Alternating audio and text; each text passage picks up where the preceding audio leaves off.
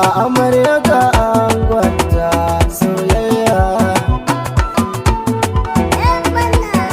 To ga amarya ga mayanta an daura. To ga amarya ga angwanta soyayya, farin ciki ya karu sai murna. Hirafana nake yin roƙo, ni bawanka na ɗauko, ka taimake ni in kai sako. Ango amarya ga burinku an ɗaura, farin ciki shike nan soyayya. Dubin salatuka gumma an zo, dan Amina bai cika sun wanzo, Sada Ali sahabbai yanzu, wanda bin su shi nake koyaushe. Dan Allah sanya baituka na suna an fara. To ya Maryam menene gidanki zaki je ki zaune, auren gana ga alkhairi ne. Wallahi kai da ta mata, kai ango da amarya barina kun dace.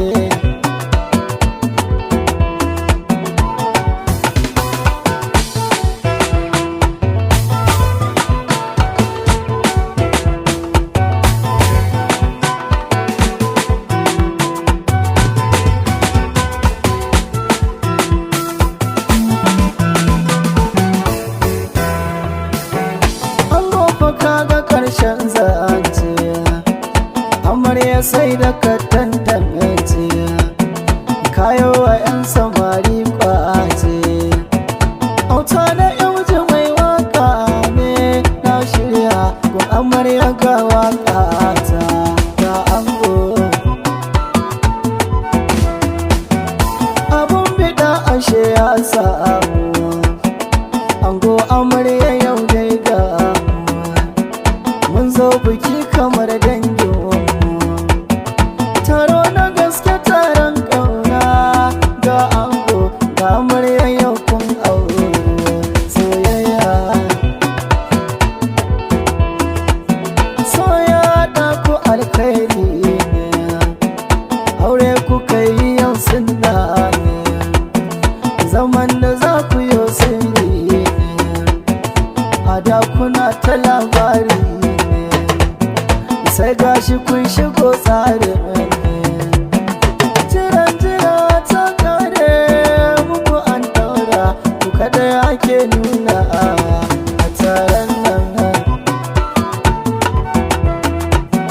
Kyawun amarya ya kai ƙarshe, ko ta koyi na ba ku shi, an gofarin hakorawa shi.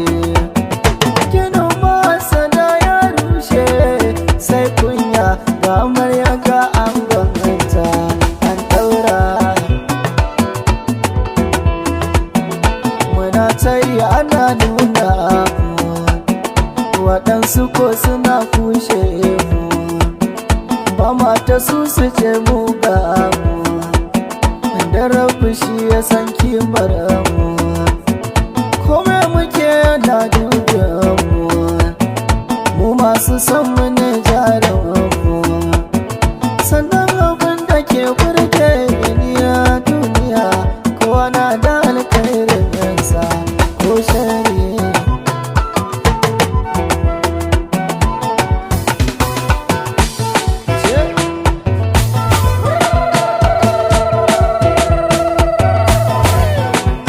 Oliver Sawa Sawa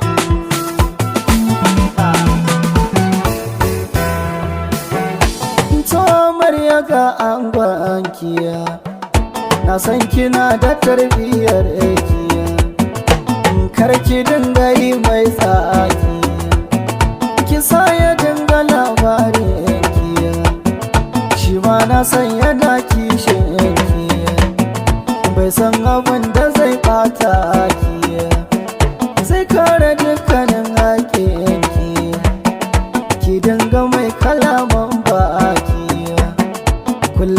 ƙara soyayyar ki. Yau farin ciki ya karu gun ango, na gaba da kewar baya.